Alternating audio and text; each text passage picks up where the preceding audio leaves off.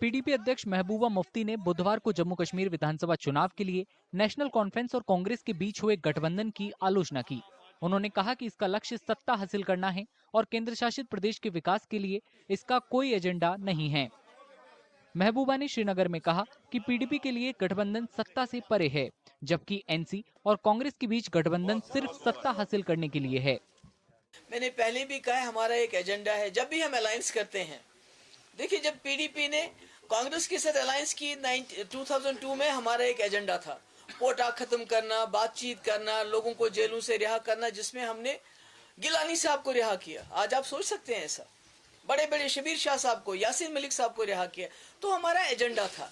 उसके बाद जब हमने बीजेपी गवर्नमेंट के साथ, बीजेपी पार्टी नहीं बीजेपी गवर्नमेंट के साथ हाथ मिलाया 2014 में, हमारा बाज़ाब्ता एजेंडा ऑफ अलायंस था कि आपको 370 को नहीं छेड़ना, आपको एस्पा खत्म करना, आपको पाकिस्तान से बात करनी, आपको हुर्रियत से बात करनी, आपको पावर प्रोजेक्ट वापस करने, और भी कई चीजें थी उसमें। उन्होंने जम्मू कश्मीर में अनुच्छेद 370 की बहाली का समर्थन किया और दावा किया कि कश्मीरी मुद्दों को हल करने के लिए ये जरूरी है। हम तो अपने एजेंडे पे चलते हैं और आज भी हमारा एजेंडा है कि मसले कश्मीर मसला है, उसको आप इग्नोर नहीं कर सकते। तो उसको हल करने के लिए जो 370 है उसको भी रेस्टोर करना बहुत जरूरी हो जाएगा। पूर्व मुख्यमंत्री महबूबा मुफ्ती ने यह भी कहा कि वे जम्मू कश्मीर में विधानसभा चुनाव नहीं लड़ेंगी। उन्होंने कहा कि अगर वे मुख्यमंत्री बन भी गईं, तो भी वे केंद्र शासित प्रदेश में अपनी पार्टी का एजेंडा पूरा नहीं कर पाएंगी। मैं वो वजीर आला रही हूँ जिसने बीजेपी की सरकार के साथ सरकार चलाई, 12,000 नौजवानों की एफआईआर वापस लिए। क्या आज आप ऐसा कर सकते हो? मैंने as a chief minister Modi के साथ सरकार बनाते हुए सेपरेटिस्ट को खत लिखा, दावत दी, बातचीत की। क्या आप ऐसा कर सकते हो आज? मैंने सीज फायर करवाया, क्या आज आप कर सकते हो? मैंने पूरे मुल्क की लीडरशिप को लाया और हुर्रियत के दरवाजों पे गए वो कि आइए बताइए हमें क्या है। मेरे पास कल कोई आएगा कि नौजवान बेगुनाह बंद है, उसको छोड़ना है, जब मैं उस नौजवान को नहीं छोड़ सकती हूँ जिसने 12,000 नौजवानों को एफआईआर वापस ली।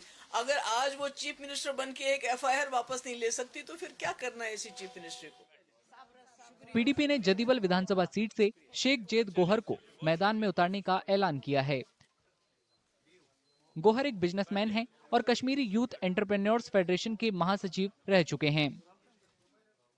शेख गौहर साहब, इन्होंने हमारी पार्टी ज्वाइन की और इंशाल्लाह सारे हमने अपने जो हमारी इलेक्शन कमेटी जो बनी है इलेक्शन के लिए, उनके साथ मशवरा करके हमने फैसला किया है कि जड़ी बल से हमारे कैंडिडेट होंगे इंशाल्लाह। और हम चाहते हैं कि जो शहरी श्रीनगर में हम ऐसे कैंडिडेट दें जो अच्छे हो, पढ़े लिखे हो, दीनदार हो, क्योंकि श्रीनगर के साथ मुफ्ती साहब को खास अकीदत थी। जम्मू कश्मीर में 2019 में अनुच्छेद 370 के ज्यादातर प्रावधान हटाए जाने के बाद पहली बार विधानसभा चुनाव हो रहे हैं। चुनाव 3 चरणों में होंगे। पहले चरण में 18 सितंबर को, दूसरे चरण में 25 सितंबर को और तीसरे चरण में 1 अक्टूबर को वोट डाले जाएंगे। वोटों की गिनती 4 अक्टूबर को होगी।